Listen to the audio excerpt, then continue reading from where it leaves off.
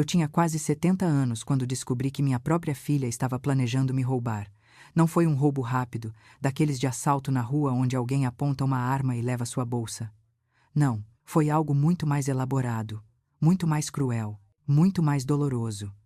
Foi o tipo de roubo que acontece devagar, com sorrisos falsos mascarando intenções venenosas, com palavras doces escondendo punhais afiados, o tipo de roubo que te tira a dignidade antes de tirar o dinheiro, o tipo que te faz questionar sua própria sanidade antes de esvaziar sua conta bancária. E tudo começou de uma forma tão simples, tão aparentemente inocente, com um rastreador GPS escondido no meu carro. Deixa eu te levar de volta àquele dia específico. Era uma terça-feira comum, daquelas sem nada de especial. Eu tinha acabado de tomar meu café da manhã. Estava planejando meu dia, pensando em ligar para minhas amigas para confirmar nossa viagem que aconteceria no mês seguinte. Era uma viagem que estávamos planejando há meses. 4 amigas viúvas como eu, decididas a aproveitar a vida, a ver o mundo, a provar que idade é só um número e que ainda tínhamos muito para viver. Foi quando a campainha tocou.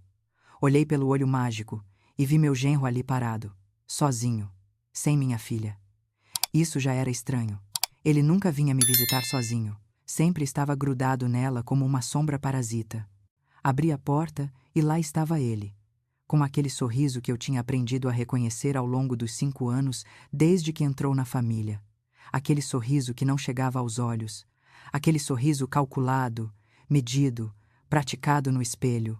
O sorriso de um vendedor tentando empurrar um produto defeituoso. Sogra, bom dia.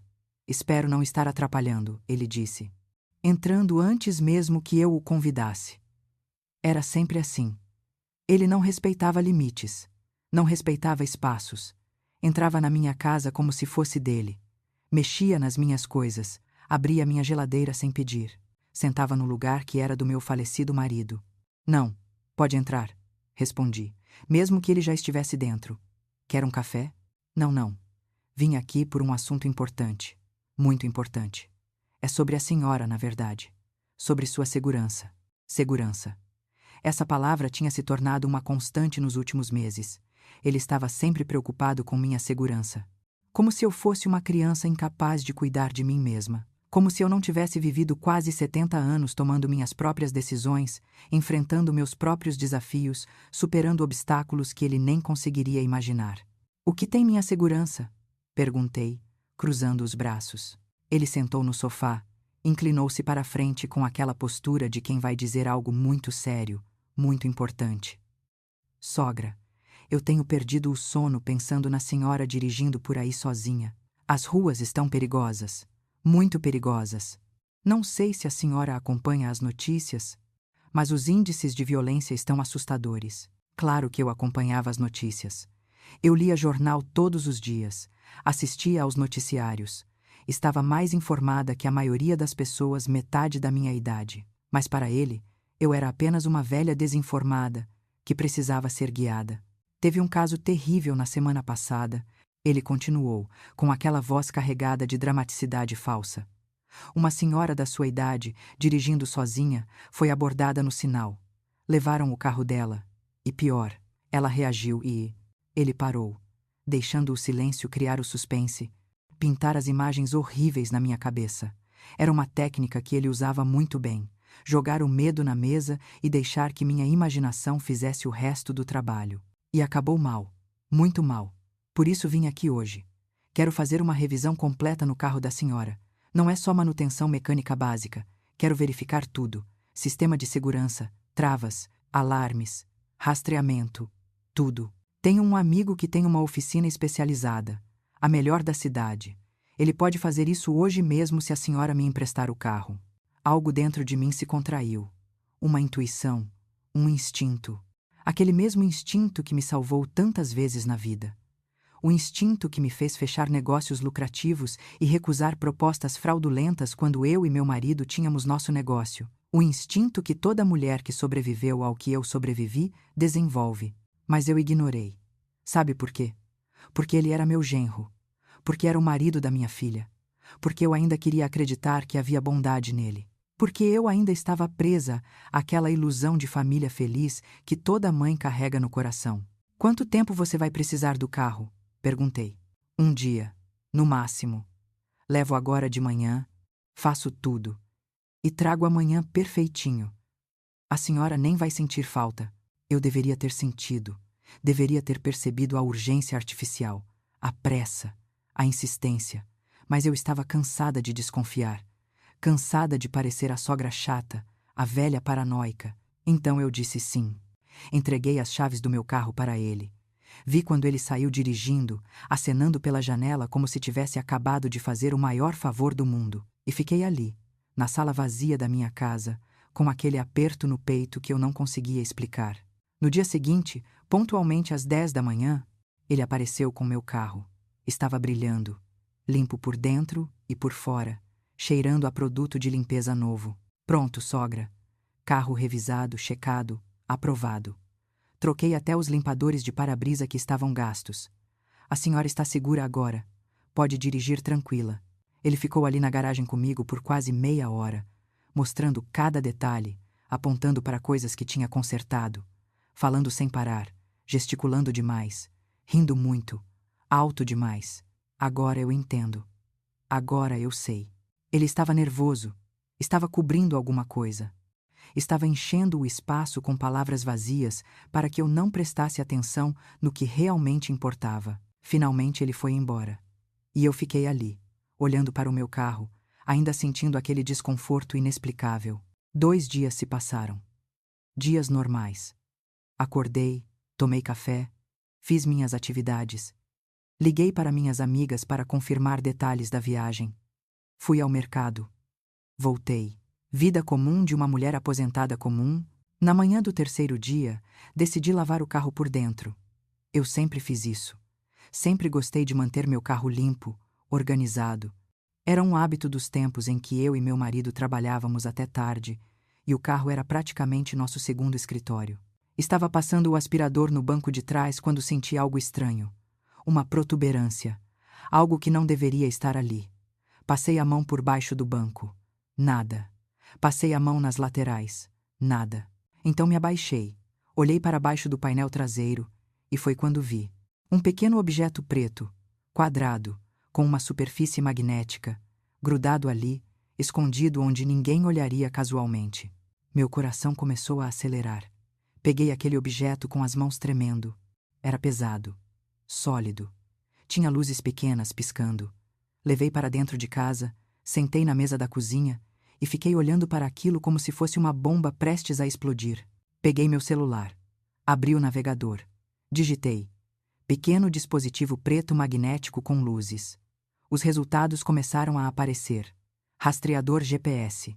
Dispositivo de localização veicular. Sistema de monitoramento em tempo real. Senti meu estômago revirar. Senti a bile subir pela garganta. Senti ondas de calor e frio passando pelo meu corpo simultaneamente. Aquilo não era um acidente. Aquilo não tinha caído ali por acaso. Aquilo foi instalado, deliberadamente, secretamente, com intenção. Meu próprio genro tinha colocado um rastreador no meu carro.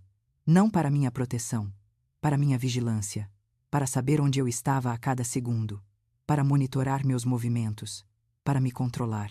Naquele momento exato, sentada na minha cozinha, segurando aquele dispositivo maldito nas mãos, eu percebi algo que mudou tudo. Percebi que não estavam tentando me proteger, estavam tentando me controlar. E isso era apenas o começo de algo muito maior, muito mais sinistro. A raiva veio primeiro. Uma raiva quente, ardente, que subiu do fundo do meu peito até a garganta. Quis gritar. Quis quebrar aquela coisa maldita em 1000 pedaços. Quis ligar para ele imediatamente e berrar cada palavra de raiva que estava entalada na minha garganta. Quis ligar para minha filha e perguntar como ela permitiu aquilo, como ela participou disso. Mas então, enquanto estava ali sentada, a raiva começou a esfriar. Não desapareceu, apenas mudou de temperatura. Virou algo mais frio, mais calculado, mais perigoso. Virou estratégia. Se eu confrontasse eles agora, eles negariam. Inventariam desculpas, diriam que foi erro da oficina, que não sabiam de nada, que foi para minha própria proteção e que estavam planejando me contar. Mentiriam, e eu não teria como provar nada. Mas se eu esperasse, se eu observasse, se eu jogasse o jogo deles, mas com minhas próprias regras, se eu fingisse que não tinha descoberto nada, então eu poderia descobrir até onde eles estavam dispostos a ir. Eu poderia coletar provas. Eu poderia me preparar adequadamente. Passei o resto daquele dia pesquisando. Li tudo sobre rastreadores GPS, como funcionam, como transmitem dados, para onde enviam informações. Descobri que aquele modelo específico enviava a localização em tempo real para um aplicativo de celular. Alguém, provavelmente meu genro, estava vendo minha localização exata naquele exato momento. Pensei em todas as minhas opções. Podia destruir o rastreador, mas aí ele saberia que eu descobri. Podia deixar onde estava e simplesmente não dirigir mais. Mas isso seria me render. Seria deixar que o medo me controlasse. Seria exatamente o que eles queriam. Então pensei em algo diferente. Algo que faria eles revelarem suas verdadeiras intenções sem perceber. No dia seguinte, numa quarta-feira de manhã, entrei no meu carro com aquele rastreador ainda grudado embaixo do painel. Dirigi até o centro da cidade, até a rodoviária. Estacionei ali e fiquei observando, esperando, estudando o movimento. Caminhões. Dezenas de caminhões. Ônibus interestaduais. Veículos de carga que iam para longe, para outros estados, alguns até para outros países.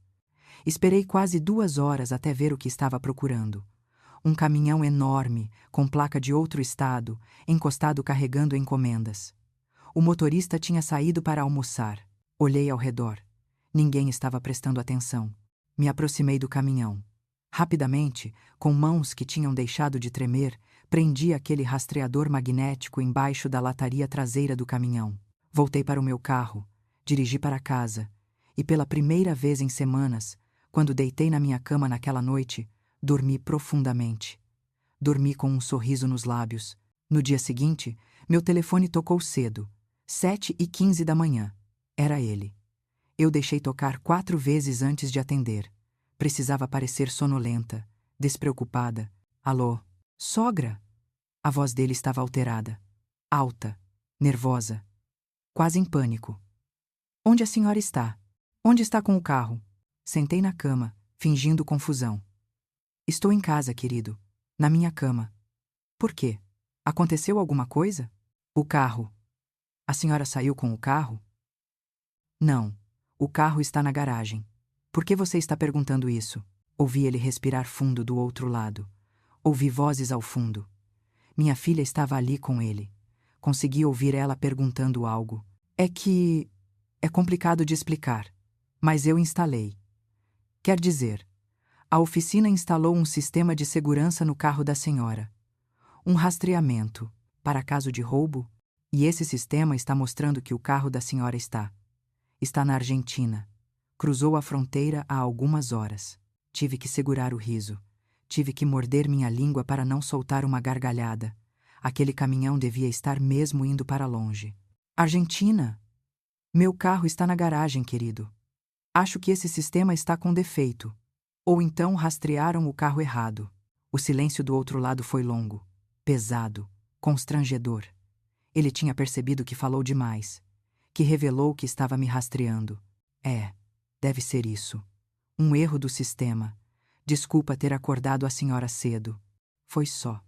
Fiquei preocupado. Tudo bem, querido. Mas que sistema é esse que você instalou sem me avisar? É padrão da oficina. Eles instalam em todos os carros. Para proteção. Vou verificar o que houve. Depois conversamos. Ele desligou rápido. Rápido demais. E eu fiquei ali, sentada na minha cama, segurando o telefone, finalmente entendendo a extensão completa do que estava acontecendo. Estava sendo vigiada, rastreada, monitorada. E isso não era sobre segurança. Nunca foi. Era sobre controle, sobre poder, sobre me transformar em prisioneira da minha própria vida. Mas para entender por que eles estavam fazendo isso, para entender a motivação por trás dessa traição cruel, eu preciso te levar de volta no tempo, de volta às minhas origens, porque só assim você vai entender quem eu realmente sou. E por que o erro deles foi tão monumental? Eu nasci em 1955. numa cidade pequena do interior, numa casa de madeira com chão de terra batida. Meu pai era trabalhador rural. Minha mãe lavava roupa para fora. Éramos 7 irmãos. 7 bocas, para alimentar com uma renda que mal dava para 3. Cresci usando roupa remendada. Remendada tantas vezes que não dava mais para saber qual era a cor original do tecido. Cresci dividindo um prato de comida com 2, às vezes 3 irmãos. Cresci sabendo que luxo era ter sabão para tomar banho. Que presente de Natal era receber uma fruta. Aprendi desde muito cedo o que era necessidade de verdade. Não a necessidade de querer algo, mas a necessidade de precisar algo para sobreviver. Aprendi o que era fome. Fome real, a que dói no estômago e tira o sono, a que faz uma criança de 8 anos levantar antes do sol para trabalhar na roça. Mas também aprendi algo mais importante. Aprendi o valor do trabalho, da persistência, da determinação. Aprendi que ninguém ia entregar nada para mim, que se eu quisesse algo diferente dessa vida, eu teria que lutar por isso, sangrar por isso, sacrificar por isso. Casei aos 18 anos com João. João era 2 anos mais velho que eu, filho de comerciante falido. Tinha estudado só até a 4ª série, igual a mim, mas tinha olhos cheios de sonhos e mãos dispostas a trabalhar. Nosso casamento foi numa igreja pequena. Meu vestido foi emprestado da vizinha. O bolo foi feito pela minha mãe com ovos que economizamos durante meses. A festa foi no quintal de casa, com sanduíches simples e refrigerante. Mas éramos felizes, delirante e ingenuamente felizes. Alugamos um cômodo nos fundos da casa de uma senhora. Um cômodo pequeno onde cabia apenas uma cama, um fogão de 2 bocas e uma prateleira para nossas roupas. Mas era nosso. Era o começo da nossa história. João trabalhava em 2, às vezes 3 funções. Pedreiro de dia, vigia de noite. Fazia bicos nos finais de semana. Eu costurava. Fazia doces para vender. Lavava roupa. Passava roupa. Qualquer coisa que rendesse algum dinheiro. Durante os primeiros 5 anos, juntamos cada centavo, cada moeda. Não comprávamos nada desnecessário. Não íamos a restaurantes. Não tínhamos televisão. Não tínhamos luxo nenhum. Porque tínhamos um objetivo. Um sonho. Queríamos nosso próprio negócio. E conseguimos. Depois de 5 anos de sacrifício brutal, conseguimos juntar dinheiro suficiente para abrir uma pequena mercearia. Minúscula. 4 metros por 3. Prateleiras improvisadas com madeira velha. Mas era nossa. Acordávamos às 4 da manhã para ir ao mercado atacadista comprar mercadorias. Voltávamos. Arrumávamos tudo. Abríamos às 6. Ficávamos ali até às 10 da noite. 7 dias por semana. 365 dias por ano. Sem folga, sem férias, sem descanso. Nos primeiros anos, o lucro era tão pequeno que mal pagava nossas despesas. Teve mês que comemos apenas arroz e feijão. Teve mês que tiramos do estoque da loja para não passar fome. Mas não desistimos. Nunca cogitamos desistir. Lentamente, muito lentamente, o negócio começou a crescer. Os clientes começaram a confiar em nós. Começaram a voltar, a nos recomendar. Depois de 3 anos, alugamos um espaço maior. Depois de 5, compramos o ponto. Depois de 8, abrimos uma segunda loja. Nossa filha nasceu no 10º ano de casamento. Eu tinha 28 anos. Já não éramos mais pobres. Não éramos ricos, mas tínhamos estabilidade, segurança, possibilidades. Chamamos ela de Ana Clara. Ana como a mãe do João.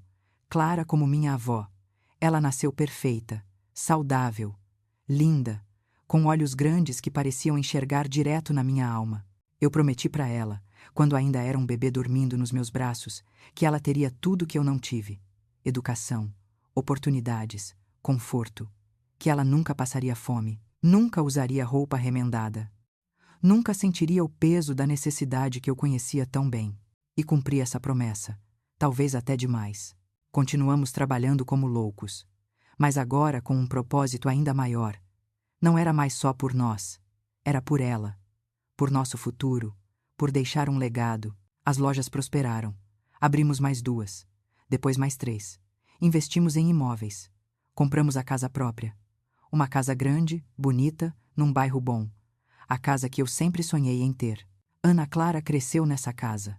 Teve seu próprio quarto, decorado com coisas bonitas, Teve brinquedos, roupas novas, estudou nas melhores escolas, teve aulas particulares de inglês, francês, piano, fizemos viagens, conhecemos praias, resorts, demos a ela o mundo. Ela nunca trabalhou na loja, nunca precisou, focava nos estudos, na vida dela, nas amigas, nos namorados, nos sonhos dela. Eu e João carregávamos o peso, o trabalho, as preocupações, sempre pensando que assim seria melhor para ela. Quando ela completou 20 anos, entrou na universidade. Curso de administração. Numa universidade particular e cara.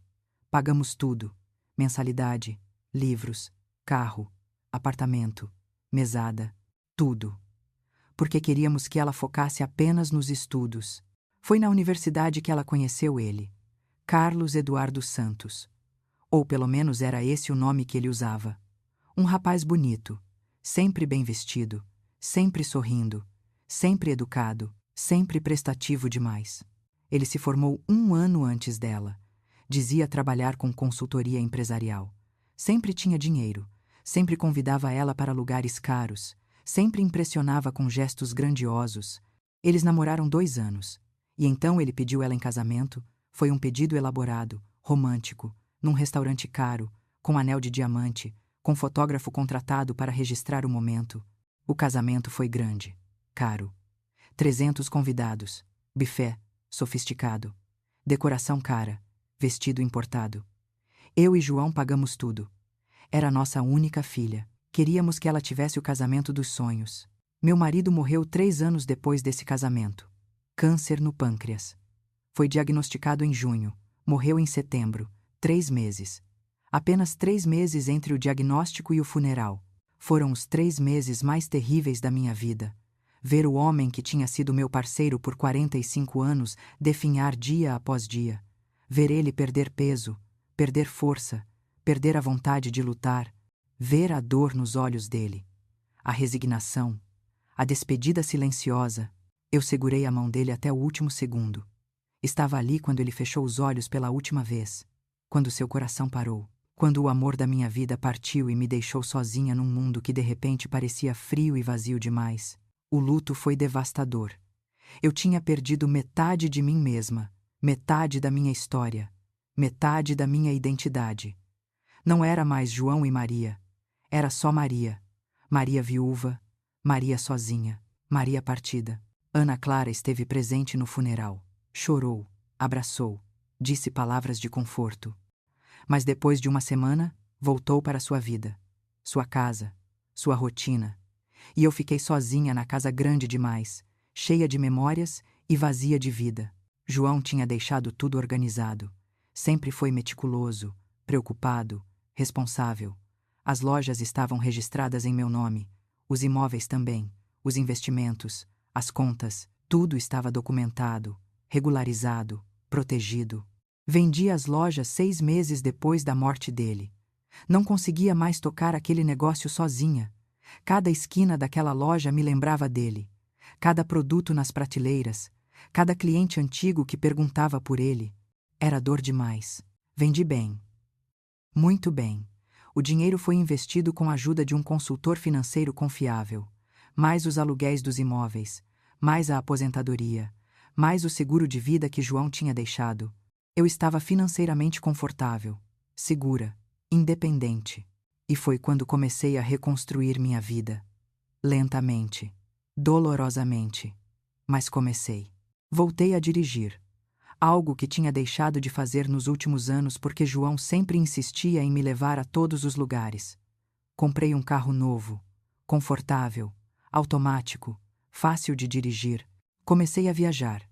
Encontrei outras viúvas como eu. Mulheres que tinham perdido seus maridos e estavam redescobrindo a vida. Formamos um grupo, viajávamos juntas, apoiávamos umas às outras, riam, chorávamos, vivíamos. Fiz cursos. Coisas que sempre quis fazer, mas nunca tive tempo.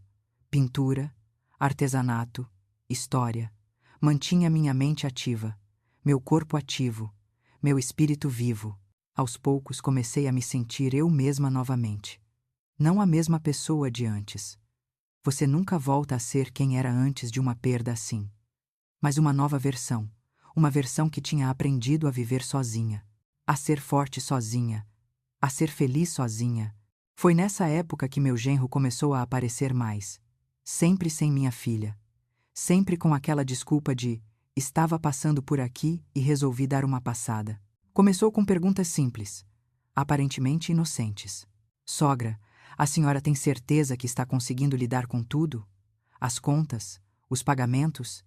É muita coisa para uma pessoa só. Sogra, vi que a senhora está planejando uma viagem. Não acha arriscado viajar sozinha? Sogra, esse investimento que a senhora fez, será que foi uma boa decisão? Será que não deveria ter consultado alguém antes? No começo, eu achava que ele estava sendo gentil, prestativo, preocupado com minha situação de viúva. Mas as visitas foram ficando mais frequentes, as perguntas mais invasivas, os comentários mais direcionados. Sogra, a senhora andou esquecendo as coisas. Ontem deixou a luz da garagem acesa a noite toda. Sogra, notei que a senhora não lembra onde colocou as chaves do carro. Está tudo bem? Sogra, a senhora repetiu essa história 3 vezes hoje. Está se sentindo bem? Não está confusa? Pequenas coisas.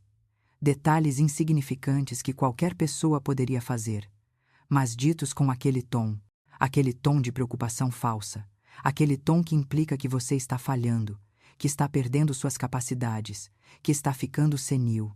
E minha filha começou a repetir os mesmos comentários, como se tivessem ensaiado juntos, como se tivessem combinado uma narrativa. Mãe, tenho percebido que você anda mais esquecida. Mãe, você tem certeza que deveria estar dirigindo tanto? Mãe, essas viagens suas com suas amigas, não acha que é perigoso? Na sua idade? Na minha idade. Como se aos 67 anos eu fosse uma anciã incapaz. Como se eu não tivesse trabalhado a vida inteira, construído negócios, criado uma filha, sobrevivido à morte do meu marido. Como se idade fosse sinônimo de incapacidade. E então veio a proposta. A sugestão. O pedido que mudaria tudo. Era um domingo. Dia de almoço em família. Eu tinha preparado a comida. A casa estava arrumada. A mesa posta. Eu ainda fazia questão desses almoços de domingo. Ainda acreditava que família era importante. Que laços sanguíneos significavam algo. Almoçamos. Conversamos sobre amenidades, sobre o tempo, sobre notícias. Nada importante. Até que chegou o café. E o genro pediu licença para falar. Sogra. Eu e Ana Clara queríamos conversar com a senhora sobre algo importante. Algo que vimos pensando há algum tempo. Minha filha estava ao lado dele, segurando a mão dele, concordando com a cabeça antes mesmo que ele terminasse. A gente tem se preocupado muito com a senhora vivendo aqui sozinha, gerenciando tudo sozinha. São muitas responsabilidades, muitas decisões. E se acontecer algo, se a senhora passar mal, se precisar de ajuda urgente, como vamos saber? Eu já estava começando a sentir para onde isso ia. Por isso, continuou ele, com aquele sorriso que não chegava aos olhos, queríamos sugerir que a senhora assinasse uma procuração. Nada demais. Apenas uma precaução.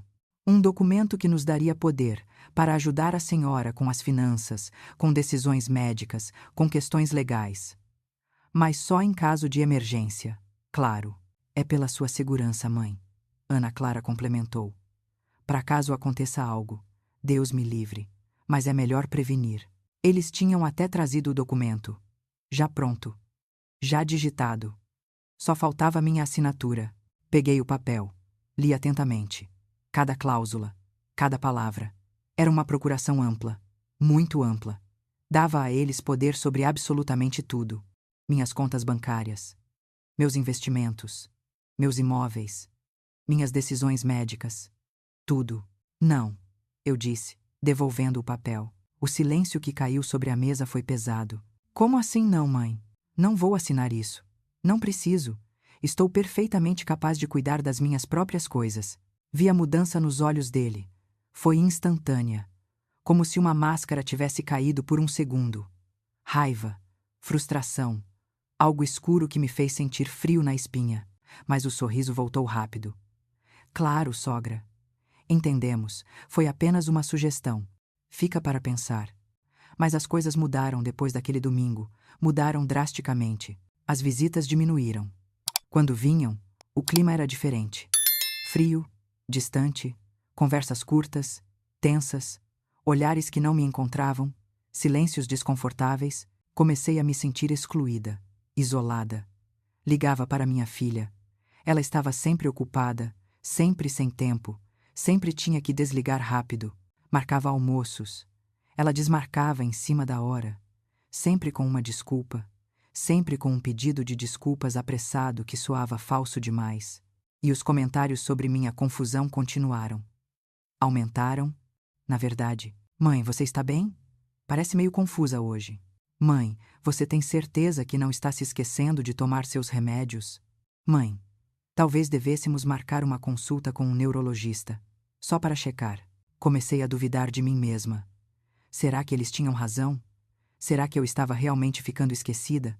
Será que estava perdendo minhas capacidades sem perceber? Foi então que veio o rastreador. E tudo ficou cristalino. Aquilo não era sobre minha segurança. Nunca foi. Era sobre controle, sobre vigilância, sobre me transformar em alguém que precisava ser monitorada, vigiada, controlada. Era o primeiro passo de algo muito maior. Depois que descobri sobre o rastreador e o preguei naquele caminhão, passei dias pesquisando. Não sobre rastreadores, sobre algo mais sinistro, sobre interdição de idosos. Descobri um mundo que eu nem sabia que existia. Um mundo onde filhos pedem na justiça para declarar seus pais incapazes, para assumir controle total de suas vidas, de seus bens, de suas decisões. Li centenas de casos. Casos de idosos perfeitamente capazes sendo declarados interditos, sendo tirados de suas casas, colocados em instituições, tendo seus bens vendidos. Suas contas esvaziadas, tudo legalmente, tudo aprovado por um juiz que nunca realmente conheceu a pessoa. Li sobre como advogados sem escrúpulos ajudam familiares a construir casos falsos, a fabricar evidências de incapacidade, a manipular médicos para conseguir laudos duvidosos. E entendi. Entendi completamente o que eles estavam fazendo. Os comentários sobre meu esquecimento, a pressão pela procuração, o rastreador para monitorar meus movimentos. Tudo era parte de uma construção, de uma narrativa, a narrativa da velha incompetente que não pode mais cuidar de si mesma. Eles estavam preparando um pedido de interdição. Estavam construindo um caso. E se conseguissem, se um juiz acreditasse neles, eu perderia tudo. Minha liberdade, minha casa, meu dinheiro, minha dignidade, minha vida. A dor que senti quando entendi isso completamente não tem nome em nenhum idioma humano. Não é a dor física de um corte ou uma queimadura. Não é a dor emocional de uma decepção comum. É algo mais profundo, mais visceral, mais devastador. É a dor de uma mãe descobrindo que a filha que ela carregou no ventre por 9 meses, que ela alimentou no peito, que ela embalou nos braços nas noites de choro, que ela defendeu de todo mal, que ela amou com cada fibra do seu ser, essa mesma filha estava planejando sua destruição. Chorei naquela noite. Chorei como não chorava desde a morte do João. Chorei sozinha no meu quarto, com a porta trancada, com o rosto enterrado no travesseiro para abafar os soluços. Chorei pela filha que eu pensei ter criado, pela mulher que eu achei que ela era, pela família que eu imaginei que tínhamos. Revirei cada memória, cada momento, procurando sinais, procurando pistas de que isso estava vindo. De que ela sempre foi assim e eu estava cega demais para ver. Lembrei da criança de 5 anos segurando minha mão, da adolescente de 15 contando segredos, da jovem de 20 pedindo conselhos. Onde essa pessoa tinha ido? Quando ela se transformou nisso? Ou sempre foi assim e o amor de mãe me impediu de enxergar? A culpa veio me visitar também. Será que fui mãe demais? Será que dei demais e esqueci de ensinar sobre esforço? Será que protegi demais e criei alguém que não sabe valorizar nada? Será que o meu amor incondicional criou alguém incapaz de amar de volta? Passei a noite inteira nessas perguntas, nesse ciclo de dor, culpa, raiva, dor novamente, até que o sol começou a nascer. E com o sol veio uma clareza. Eu podia desistir, podia me render, podia assinar aquela procuração e deixar eles fazerem o que quisessem. Podia aceitar que tinha perdido essa batalha antes mesmo dela começar. Ou podia lutar, pensei no João. No homem que tinha trabalhado até as mãos sangrarem para construir o que tínhamos. Que tinha morrido confiando que eu cuidaria do legado dele. Do legado nosso. Que tinha me ensinado que na vida ou você luta ou você perde. Pensei na menina pobre que eu fui. Que sobreviveu à fome, ao frio, à pobreza. Que trabalhou desde criança. Que nunca desistiu mesmo quando não tinha motivos para continuar. Essa menina ainda estava dentro de mim. Essa força, essa determinação, essa recusa absoluta de ser vítima. E naquele momento, com o sol nascendo lá fora e as lágrimas finalmente secando, tomei uma decisão. Se eles queriam guerra, teriam guerra. Mas seria uma guerra que eles não veriam vindo. Uma guerra silenciosa, estratégica, letal.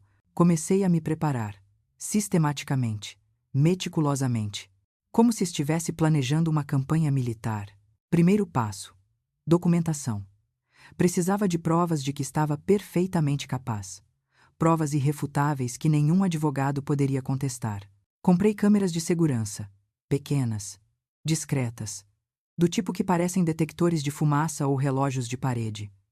Instalei em pontos estratégicos da casa, sala, cozinha, hall de entrada, todas gravando continuamente, todas salvando em nuvem. Cada vez que eles vinham, cada comentário sobre minha confusão, cada tentativa de me fazer parecer incapaz, tudo estava sendo gravado, documentado, guardado. Segundo passo: verificar meus dispositivos. Peguei meu celular e levei a um técnico especializado, alguém que um amigo me recomendou, alguém confiável e discreto. Verifique se tem algo instalado aqui que não deveria estar, pedi. Ele levou 2 horas. E quando voltou, sua expressão era grave. Senhora, tem 2 aplicativos aqui que são spyware, programas de rastreamento. Eles podem ver sua localização em tempo real, ler suas mensagens, ver suas ligações, acessar suas fotos. Tudo. Pode remover? Posso. Mas quem instalou vai saber que foram removidos. Não importa. Remove. Ele removeu. Instalou proteções. Criou senhas fortes. Configurou autenticação em 2 fatores para tudo. Saí daquele lugar e imediatamente troquei todas as minhas senhas. Banco, e-mail, redes sociais, tudo. Criei um novo e-mail que eles não conheciam. Comecei a usar apenas esse para comunicações importantes. Terceiro passo: preparar a armadilha.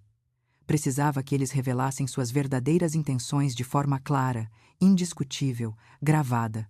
Liguei para eles. Usei minha melhor voz de vítima derrotada. Disse que tinha pensado muito, que talvez eles tivessem razão, que estava me sentindo sobrecarregada, confusa, cansada, que precisava de ajuda. A mudança na voz deles foi imediata. Ficaram solícitos, atenciosos. Claro, sogra, queremos ajudar. Vamos aí te ajudar com tudo. Marquei um jantar para a sexta-feira seguinte. Disse que queria conversar sobre organizar as coisas, sobre facilitar minha vida.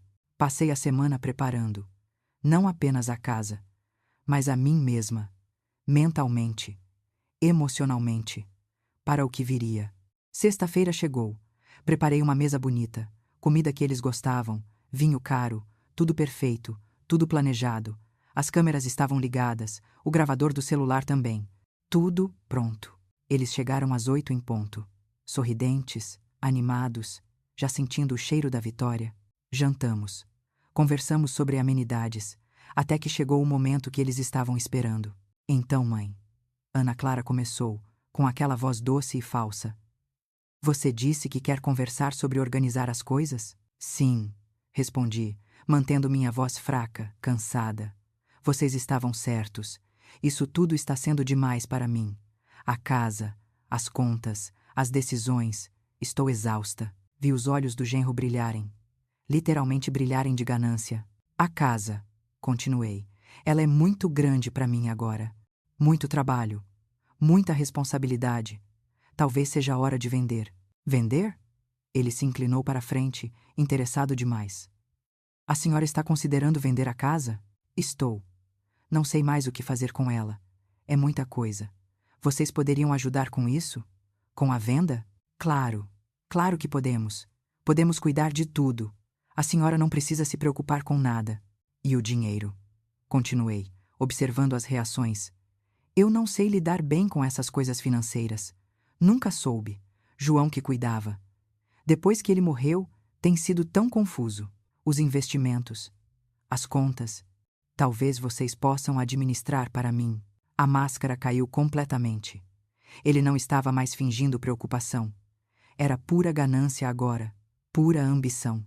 Podemos sim, sogra. Podemos transferir tudo para nossa administração.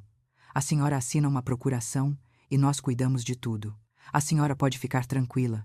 Apenas aproveitar a vida sem preocupações. E dirigir. Talvez vocês tenham razão sobre eu não dever mais dirigir. É perigoso mesmo. Assustador. Talvez eu devesse parar. Eles estavam eufóricos agora. Mal conseguiam esconder. Começaram a fazer planos. Alto. Detalhadamente. Como se eu não estivesse ali. Como se eu já fosse apenas um obstáculo removido. Podemos vender a casa em 3 meses. Mercado está bom. Deve sair por bom preço. O dinheiro investimos em algo que renda mais. Podemos diversificar. E ela pode se mudar para um lugar menor, mais adequado. Talvez até uma residência assistida. Seria melhor para ela. Residência assistida. Tradução. Asilo. Queriam me trancar num asilo. Vender minha casa. Tomar meu dinheiro. E me deixar morrendo num quarto minúsculo longe de tudo que conheci. Deixei eles continuarem. Falando. Planejando. Revelando cada detalhe da intenção deles. E eu gravei tudo. Cada palavra. Cada sorriso ganancioso. Cada mentira disfarçada de cuidado. Quando finalmente foram embora, já passava da meia-noite. Eles saíram felizes, vitoriosos, achando que tinham conseguido, que eu tinha finalmente cedido. Fechei a porta atrás deles e senti minhas pernas fraquejarem. Sentei ali mesmo no chão do hall de entrada e deixei tudo sair. A dor, a raiva, o luto, porque isso era luto. Luto pela filha que eu perdi, pela família que pensei ter, pelo final de vida que imaginei. Mas depois que as lágrimas pararam, levantei. Fui até o computador. Baixei todos os arquivos de vídeo daquela noite. Salvei em 3 lugares diferentes. Nuvem, pendrive, HD externo, provas irrefutáveis. No dia seguinte procurei ajuda profissional. Não qualquer um. Um advogado específico, Antônio Carlos, um velho amigo dos tempos do negócio. Alguém que conhecia minha história. Alguém em quem eu podia confiar completamente. Cheguei ao escritório dele com uma sacola cheia de documentos, pendrives, anotações. Coloquei tudo sobre a mesa. Antônio, preciso de ajuda. Minha própria filha está tentando me roubar. Ele ouviu tudo. Em silêncio, com aquela expressão de advogado experiente que já viu de tudo, mas ainda consegue se chocar. Quando terminei, ele ficou alguns segundos em silêncio. Depois pegou os vídeos, assistiu, ouviu as gravações, leu as transcrições, examinou cada prova. Maria, ele disse finalmente, o que eles estão fazendo é gravíssimo. Muito gravíssimo. Isso configura múltiplos crimes. Tentativa de estelionato, apropriação indébita em preparação, invasão de privacidade com os rastreadores e spyware. Se eles conseguissem a interdição baseada em mentiras, seria crime contra o patrimônio qualificado. O que eu posso fazer? Ele pensou por um momento. Vamos nos adiantar. Vamos preparar uma defesa em múltiplas frentes antes que eles possam fazer qualquer movimento legal. Explica. Primeira frente. Laudos médicos completos. Precisamos provar sua plena capacidade mental e física de forma irrefutável.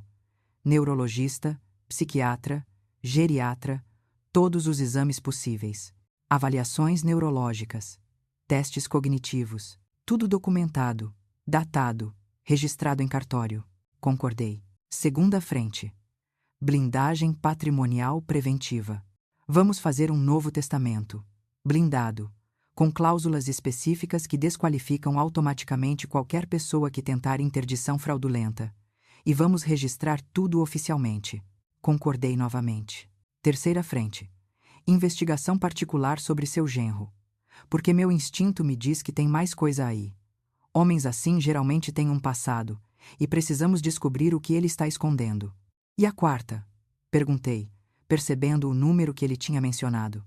Quarta frente. Continuar documentando tudo. Cada encontro, cada ligação, cada interação. Construir um dossiê tão completo que nenhum juiz no mundo acredite na história deles. Se eles pedirem interdição, nós vamos destruir o caso deles antes mesmo de começar. E foi exatamente isso que fizemos. Na semana seguinte, comecei a maratona médica. Segunda-feira, neurologista. Dr. Henrique, um dos mais respeitados da cidade. Ele fez avaliação completa. Testes de memória recente e antiga. Testes de raciocínio lógico. Testes de funções executivas. Eletroencefalograma. Tomografia computadorizada. Resultado: paciente apresenta funcionamento cognitivo plenamente preservado. Memória excelente para a idade. Raciocínio lógico intacto. Funções executivas normais. Nenhum sinal de demência ou declínio cognitivo. Quarta-feira.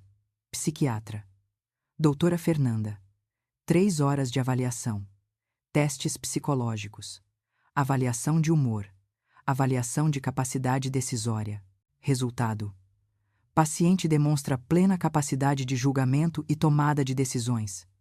Estado mental perfeitamente saudável. Orientada em tempo, espaço e pessoa. Nenhuma evidência de transtornos psiquiátricos que comprometam sua autonomia. Sexta-feira, geriatra. Dr. Paulo. Avaliação funcional completa. Testes de independência. Avaliação de atividades diárias. Resultado: paciente completamente independente para todas as atividades de vida diária. Excelente capacidade funcional. Nenhuma indicação de necessidade de tutela ou curatela. Todos os laudos foram detalhados, minuciosos, assinados, datados e registrados em 3 cartórios diferentes com horário certificado. Pronto. Primeira frente garantida. Enquanto isso, Antônio preparava um novo testamento. Sentamos juntos para definir cada cláusula. Cláusula primeira. Qualquer herdeiro que tentar me interditar judicial ou extrajudicialmente usando informações falsas será automaticamente deserdado. Cláusula segunda. Qualquer herdeiro que contestar minha capacidade mental após a data deste testamento será automaticamente deserdado. Cláusula terceira. Qualquer herdeiro que tentar manipular, controlar ou limitar minha liberdade será automaticamente deserdado. Cláusula quarta. Este testamento só poderá ser revogado por documento manuscrito por mim, reconhecido em cartório, com avaliação médica contemporânea, atestando minha capacidade. O testamento foi registrado. 3 vias, 3 cartórios, blindagem completa, segunda frente garantida. A terceira frente demorou mais. O investigador particular que Antônio contratou era bom. Muito bom, discreto, eficiente, ex-policial com contatos em vários órgãos. Levou 2 semanas, mas quando ele trouxe o dossiê, era explosivo. Começava com o básico. Nome verdadeiro: Carlos Eduardo Mendes. Mudou legalmente para Carlos Eduardo Santos há 8 anos. Motivo oficial: desejo de adotar nome da família materna. Motivo real: esconder o passado. Porque Carlos Eduardo Mendes tinha ficha. Estelionato. 2 casos. Um em 2012. Outro em 2015. Ambos envolvendo pessoas idosas, ambos com o mesmo modus operandi: ganhar confiança, isolar a vítima, assumir controle financeiro. No primeiro caso, tinha se aproximado de uma viúva de 75 anos. Ofereceu ajuda com investimentos. Conseguiu procuração. Transferiu R$200 mil para contas próprias. Foi denunciado, mas fugiu antes da prisão. No segundo caso, tinha se casado com uma mulher 40 anos mais velha, viúva rica. 6 meses depois, pedia a interdição dela, alegando Alzheimer. Tentou vender a casa dela. Foi descoberto pela filha dela de outro casamento. Processo criminal. Acabou negociando acordo para não ser preso. Depois do segundo caso, mudou o nome. Recomeçou em outra cidade. Conheceu minha filha na universidade. Ela estava completando 22 anos. Ele tinha 32, mas dizia ter 28. O dossiê tinha mais. Dívidas. Muitas dívidas. R$184 mil em cartões de crédito. 12 cartões diferentes, todos no limite. 150 mil em empréstimos de 4 bancos diferentes. empréstimos não pagos há meses, 42 mil, em dívidas pessoais com agiotas. Total, 376 mil reais em dívidas.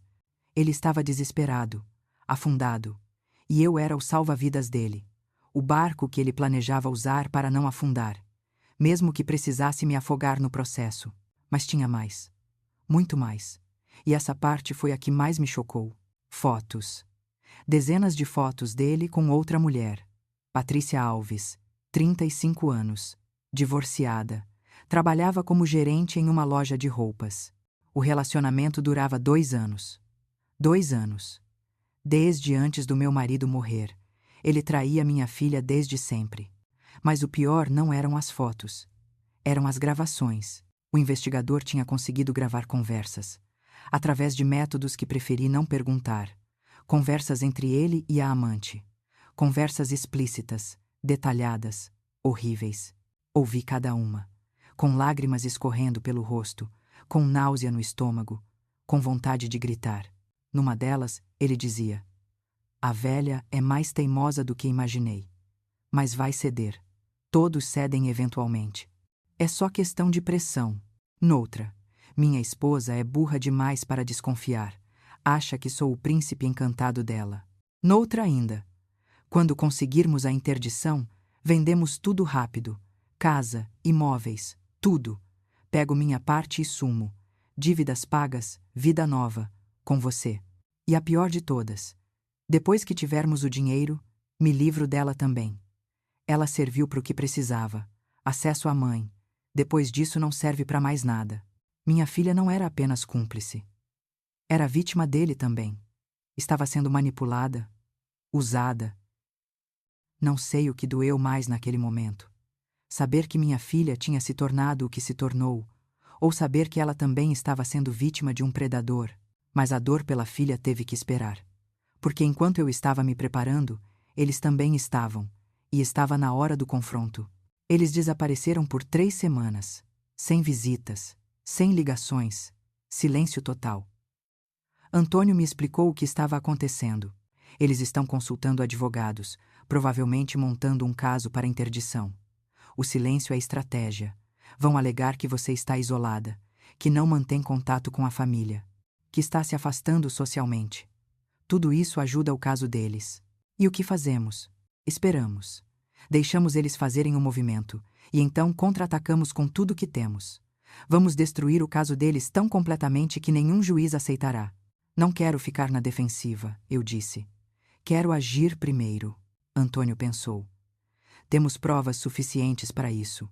Podemos convocar um encontro, confrontá-los com as evidências, dar a eles uma chance de recuar, ou forçá-los a confessar tudo gravado. Vamos fazer isso. Liguei para Ana Clara. Usei a mesma voz chorosa e derrotada da última vez. Minha filha, preciso muito de vocês. Estou me sentindo tão sozinha, tão perdida, tão assustada. Podem vir jantar essa sexta? Preciso conversar. Preciso de ajuda. Por favor. A voz dela mudou completamente. Claro, mãe. Claro que vamos. Vamos te ajudar com tudo o que precisar. Eles pensavam que eu tinha finalmente quebrado, que estava pronta para assinar tudo, que a vitória era deles. Passei a semana preparando não um jantar, mas uma execução. Não deles. Da mentira deles. Sexta-feira chegou. 7 da noite. Campainha tocou. Abri a porta. Eles entraram sorridentes, confiantes, já saboreando a vitória. Ele carregava uma pasta, provavelmente com documentos de interdição já preparados, esperando apenas minha assinatura ou minha falha final em demonstrar capacidade. A mesa estava posta, comida pronta, vinho aberto, mas o clima era diferente desta vez. Não conseguia esconder completamente. Tinha tensão no ar, algo pesado, errado.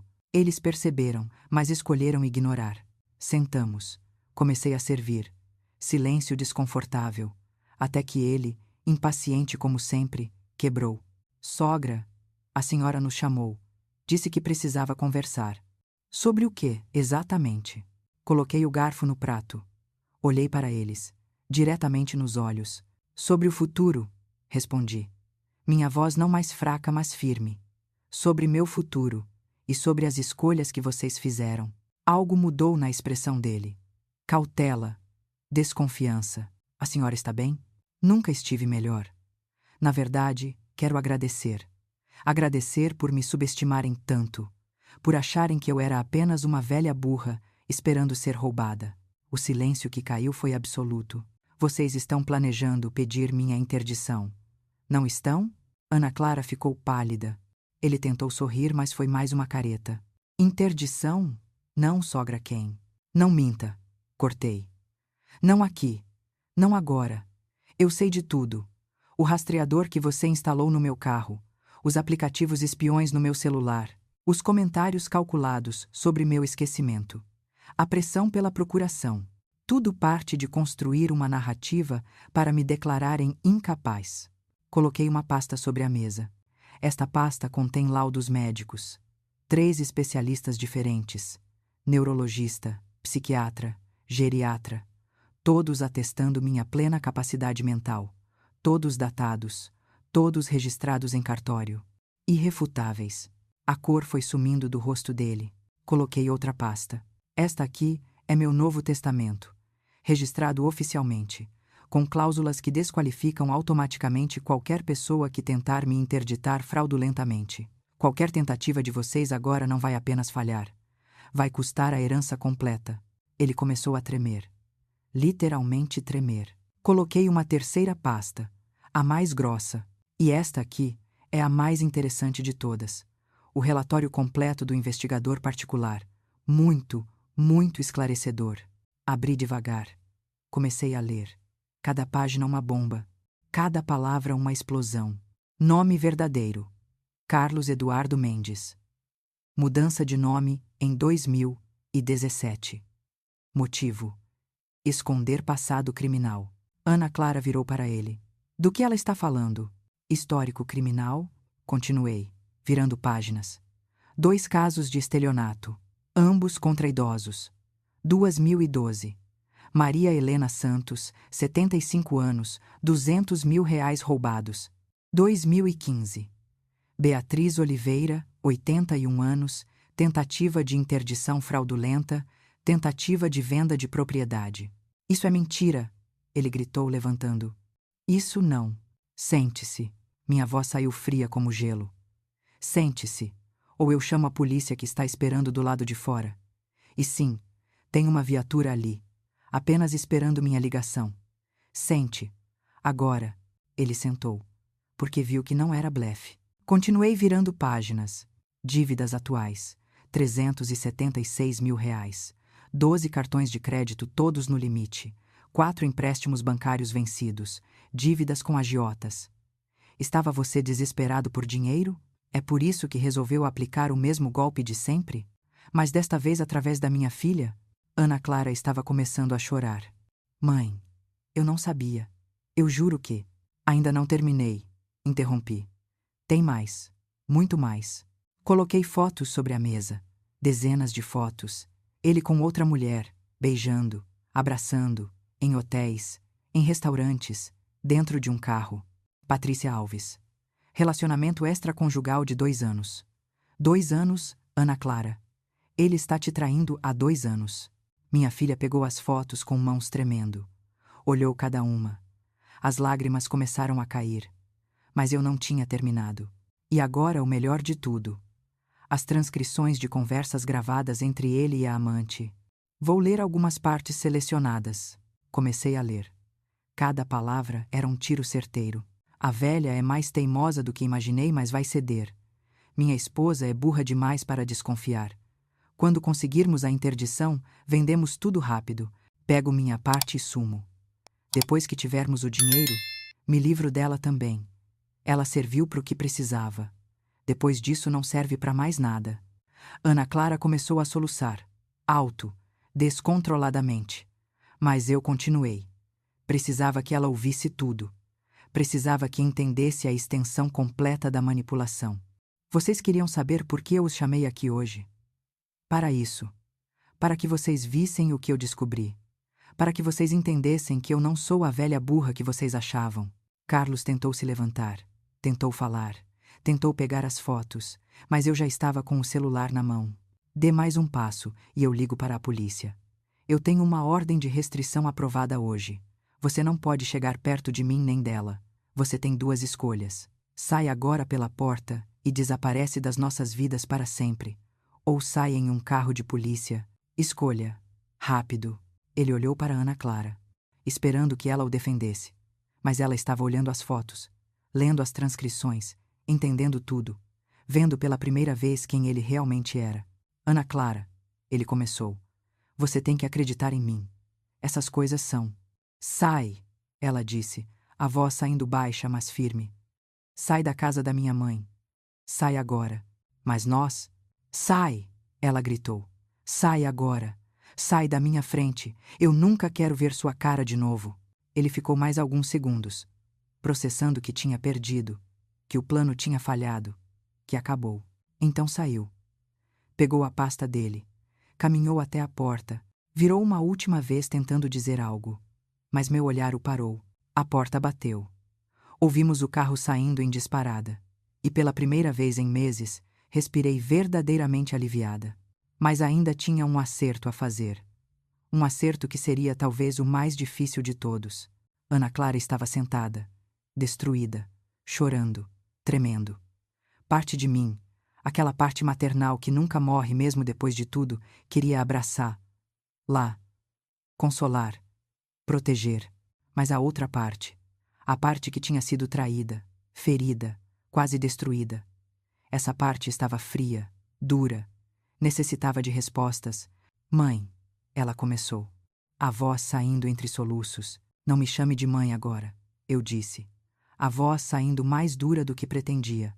Não depois do que você fez, depois do que você estava disposta a fazer.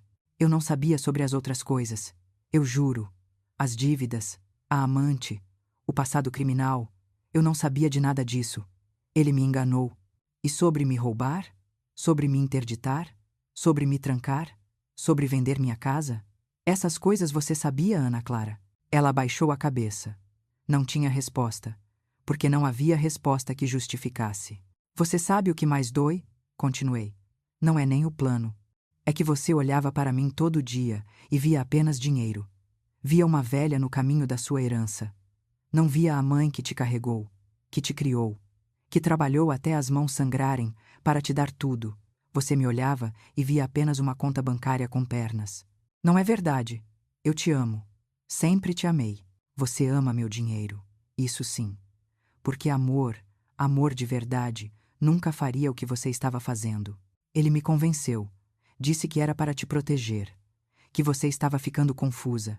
Que seria melhor para você. Eu acreditei nele. Você acreditou porque quis acreditar. Porque era conveniente. Porque significava dinheiro mais cedo. Você tem 32 anos, Ana Clara. Não é criança. Sabia exatamente o que estava fazendo. O silêncio voltou. Pesado. Carregado de dor dos dois lados. O que vai acontecer agora? Ela perguntou finalmente. Você vai ao escritório do meu advogado. Segunda-feira. 9 horas da manhã. Lá você vai assinar alguns documentos. Vai pedir o divórcio dele imediatamente. Vai começar terapia obrigatória. E vai sair da minha vida por um tempo. Um tempo longo. Enquanto ambas processamos tudo isso. Não pode me expulsar da sua vida. Sou sua filha. Você deixou de ser minha filha quando concordou em me trancar, quando planejou me roubar, quando escolheu ele ao invés de mim. Agora você é apenas alguém que eu conheço. Alguém que precisa crescer, aprender, mudar, se é que pode. Levantei. Abri a porta para ela. Segunda-feira, 9 horas. Não se atrase. E deixe a chave da casa quando sair. Ela saiu chorando. Deixou a chave na mesinha do hall. E quando fechei aquela porta atrás dela, fechei um capítulo completo da minha vida. Deslizei pela porta até sentar no chão. E chorei. Chorei como não chorava em muito tempo. Não de tristeza apenas, mas de alívio, de exaustão, de vitória dolorosa, de luto e libertação ao mesmo tempo. Segunda-feira chegou. Ana Clara apareceu no escritório do Antônio. Pontualmente. Olhos inchados, rosto marcado pela insônia. Antônio explicou tudo. A gravidade legal do que tinham planejado. os crimes envolvidos, as consequências que poderiam ter. Se sua mãe quisesse, ele disse, poderia ter incluído você no processo criminal junto com seu ex-marido. As gravações mostram que você estava ciente de pelo menos parte do plano. Mas ela decidiu te dar uma chance. Uma única chance de provar que pode mudar. Ana Clara assinou tudo. Pedido de divórcio litigioso com pedido de proteção. Termo de compromisso para terapia semanal por no mínimo 2 anos. Acordo de bloqueio temporário de qualquer herança até reavaliação futura. Termo de período sem contato por 2 anos, exceto em emergências médicas. 2 dias depois, o processo criminal contra Carlos Eduardo foi oficialmente aberto. A polícia foi atrás dele. Não foi difícil encontrar. Estava na casa da amante, escondido como um rato. Tentou fugir quando viu a polícia. Pulou por uma janela dos fundos. Correu pelo quintal. Foi patético. 2 policiais o alcançaram em menos de 30 segundos. Foi preso. Acusações múltiplas. Estelionato qualificado em preparação. Apropriação indébita tentada, invasão de privacidade múltipla, violação de dados pessoais, falsa identidade, tentativa de interdição fraudulenta. A amante também foi investigada. Descobriram que ela sabia de tudo. Tinha ajudado a planejar. Era cúmplice. Foi presa também. A investigação financeira revelou ainda mais. Um padrão. Ele tinha feito isso não 2 vezes como pensávamos, mas 5 vezes. 5 idosos diferentes, 5 famílias destruídas, 5 vidas quase arruinadas. Mas desta vez, escolheu a vítima errada. Uma mulher que não desiste, que não se curva, que luta até o último suspiro. Os meses que seguiram foram de reconstrução. Não da minha situação financeira ou legal. Essas estavam seguras. Mas de mim mesma, da minha identidade, do meu senso de família e confiança. Viajei. Muito. Fiz aquela viagem com minhas amigas que tinha sido adiada. Conhecemos 5 cidades em 3 semanas.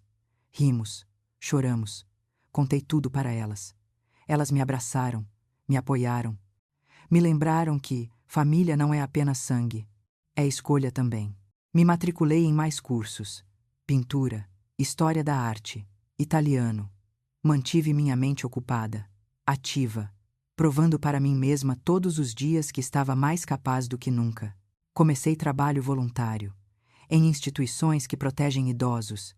Descobri um mundo de pessoas passando pelo mesmo. Idosos interditados injustamente, trancados, roubados, por seus próprios filhos. Comecei a ajudar, orientar, denunciar. Conectei pessoas com advogados, com médicos, com instituições de defesa. Transformei minha dor em propósito, recuperei minha autoestima, minha dignidade, minha alegria de viver.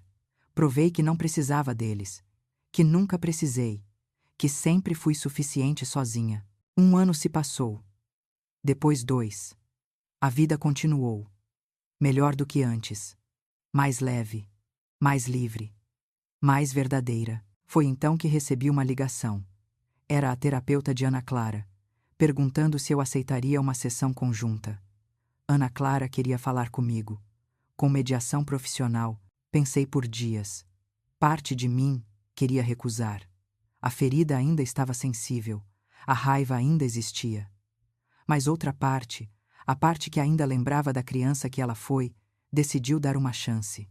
Nos encontramos no consultório. Terreno neutro, seguro, com testemunha profissional. Ana Clara estava diferente. Mais magra, mais velha, com olheiras profundas, mas também mais presente, mais real, menos máscara. Mãe, ela começou, e parou esperando minha reação ao título. Eu não disse nada. Apenas acenei para continuar. Eu queria te pedir desculpas. Sei que desculpas não mudam nada, não desfazem o que fiz, mas preciso que você saiba que eu entendo agora. Entendo o horror do que quase fiz. O que estava disposta a fazer. Silêncio. A terapia tem me mostrado muitas coisas. Sobre mim, sobre como sempre esperei que tudo caísse no meu colo. Como nunca valorizei o que você e pai fizeram. Como me tornei aquilo. Mais silêncio. Eu estava errada, completamente, imperdoavelmente errada. E você tinha todo o direito de me expulsar da sua vida, de me desconhecer, de nunca mais querer me ver. As lágrimas começaram a cair do rosto dela. Mas eu queria que você soubesse que mudei. Estou mudando. Trabalho agora. Pela primeira vez na vida, realmente trabalho. Levanto às 6, pego o ônibus, ganho salário mínimo em uma loja, pago o aluguel de um apartamento minúsculo, cozinho minha própria comida, lavo minha própria roupa. Ela limpou as lágrimas com as costas da mão. E sabe de uma coisa estranha? Pela primeira vez, estou orgulhosa de mim mesma, porque estou conseguindo sozinha, sem dinheiro fácil, sem manipulação, sem atalhos. Estou finalmente crescendo. Com 34 anos, estou finalmente crescendo de verdade. Fiquei em silêncio mais alguns momentos, processando, sentindo. Eu não sei se posso te perdoar completamente, falei finalmente. Não agora. Talvez nunca completamente. O que você fez, o que estava disposta a fazer, cortou muito fundo. Deixou cicatrizes que nunca vão sumir totalmente. Vi ela se encolher com minhas palavras. Mas, continuei, posso tentar, com o tempo. Se você realmente mudou, se continuar provando que mudou, podemos tentar reconstruir algo. Não o que tínhamos. Isso se foi, mas talvez algo novo. Algo mais honesto, mais real. Eu vou provar, ela disse, a voz firme apesar das lágrimas. Todo dia, pelo tempo que for necessário, mesmo que leve o resto da minha vida. Nos encontramos mais vezes depois disso. Sempre com limites claros, sempre em público ou com a terapeuta. Lentamente, cuidadosamente. Como quem reconstrói algo que foi quebrado em 1000 pedaços. Ela estava realmente diferente. Mais humilde, mais grata, mais consciente. Trabalhou duro, viveu com pouco, aprendeu o valor das coisas que sempre teve de graça. O julgamento de Carlos Eduardo aconteceu 2 anos e meio depois de tudo começar. Fui ao tribunal. Quis ver. Quis olhar nos olhos dele, quando a sentença fosse lida. Ele estava diferente também. Menor, derrotado. A arrogância tinha sumido. O sorriso calculado não existia mais. Era apenas um homem comum que tinha apostado no cavalo errado. A juíza leu cada acusação, cada prova, cada vítima. Não era apenas eu. Eram 6 mulheres idosas, 6 famílias, 6 vidas quase destruídas. Sentença: 8 anos de prisão. Mais obrigação de ressarcir todas as vítimas.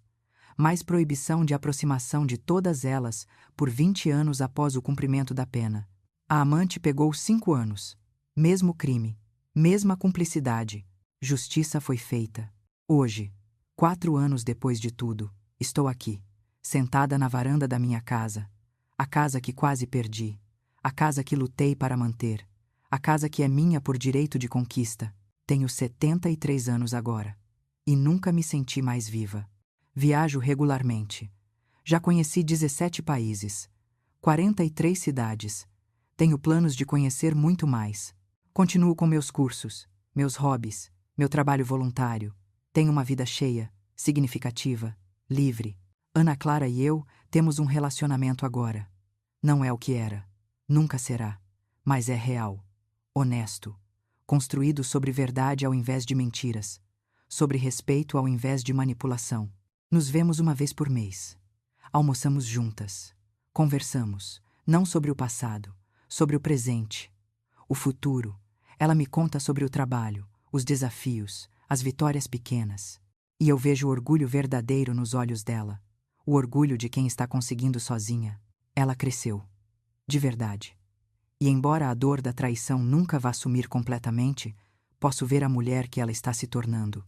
E essa mulher, eu posso respeitar. Talvez até gostar novamente algum dia. Quanto a mim, estou planejando a próxima fase da minha vida. Mais viagens, novos projetos, talvez escrever um livro sobre tudo isso, ajudar outros idosos que passam pelo mesmo, porque aprendi algo fundamental nesses anos todos, algo que carrego comigo todos os dias. A maior vingança não é destruir quem tentou te derrubar, é provar que você nunca precisou deles para ser livre. Eu não preciso da validação de ninguém. Não preciso de aprovação. Não preciso de permissão para viver minha vida. Sou suficiente. Sempre fui. Sempre serei. Eles tentaram me trancar, me controlar, me roubar, mas falharam. Porque subestimaram uma coisa fundamental. A força de uma mulher que já sobreviveu a tudo. Uma mulher que cresceu na pobreza e construiu riqueza. Que perdeu o amor da sua vida e continuou vivendo. Que foi traída pela própria filha e não se deixou destruir. Sou uma sobrevivente. Uma lutadora. Uma mulher livre. E enquanto houver vida em mim, continuarei sendo exatamente isso. Livre para viver. Livre para escolher. Livre para ser eu mesma. Sem correntes, sem rastreadores, sem manipulações, sem medo. Esta é minha história. A história de como quase perdi tudo, mas descobri que a única coisa que realmente importa nunca poderia ser roubada de mim. Minha força interior, minha dignidade, minha liberdade, minha essência. E isso, ninguém, nunca, jamais conseguirá tirar de mim, porque eu sou Maria. 73 anos de idade. 73 anos de luta. 73 anos de sobrevivência. 73 anos de provar que sou mais forte do que qualquer pessoa imagina. E vou continuar provando, todos os dias, até meu último suspiro, porque essa é a minha vitória final. Não destruir quem tentou me destruir, mas viver. Plenamente. Livremente. Alegremente. Viver a melhor vida possível. E isso é a maior revanche de todas.